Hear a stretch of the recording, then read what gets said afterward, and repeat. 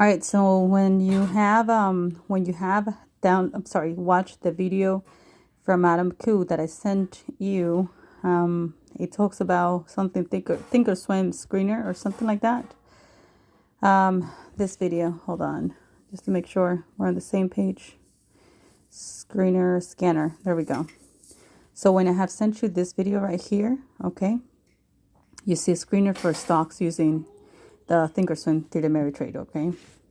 So after you watch it and you set it up on your desktop first, then you download the app right here. So once that happens, you're going to check on your watch list, and because you already set up your scanner, any screeners or any coding that you did on it following that video, technically you're going to have this. You have the 50 MA bounce off.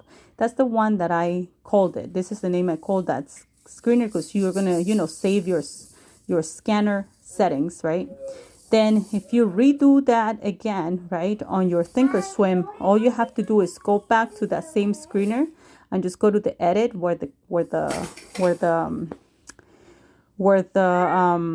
coding you set up on, okay? And instead of saying, oh yeah, when it's the low to close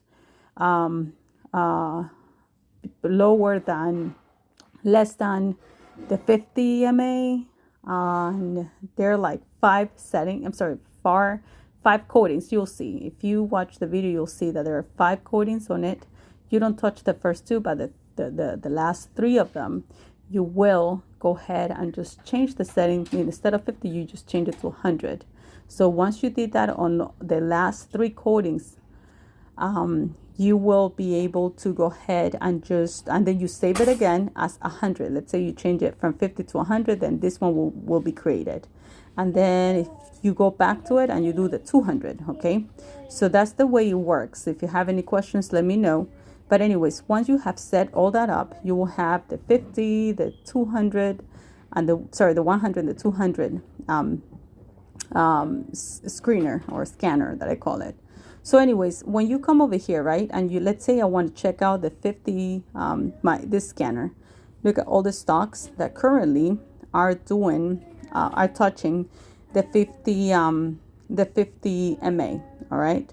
So once you find a good play on it, all right, remember, if you watch that bounce strategy, you will know that it needs to touch that moving average, and then you have to wait for a confirmation candle. So watch that video. If you don't have it, let me know so I can send it to you. Normally I will send 4 videos, so usually it's the 3rd one. So anyway, so you come over here, and then on your, let's say on your 3D Ameritrade, you just look for it, okay? So let's say here in the scanner, it shows, I usually goes from highest to lowest. I don't like to do penny stocks anymore. So let's say I go to LH, okay? So I go to LH. All right, so it's right here.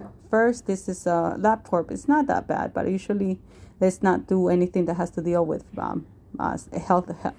healthcare. So anyways, you come over here and you take a look at the 1 month.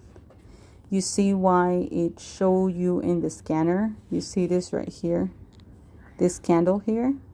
You see these candles are touching the 50. That's the reason why it came out on the scanner.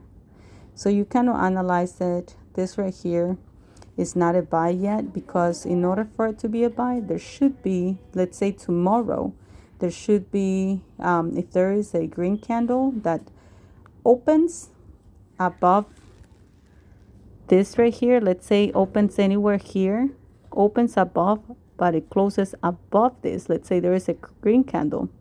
Anything, as long as it closes above it and it opens above it, then that's a buy signal.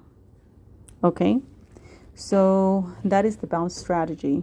Okay, you also have to make sure that this stock respects the 50. If it doesn't, then that's a problem. For example, RBA. I was in there. Check this out. You see how it respects the 50? Every time it touches this, it goes up. So right here, I actually, when I found it right here on this pin bar, so I rode it all the way up to $69 and I sold off. All right, so that's it. If you have any questions, let me know.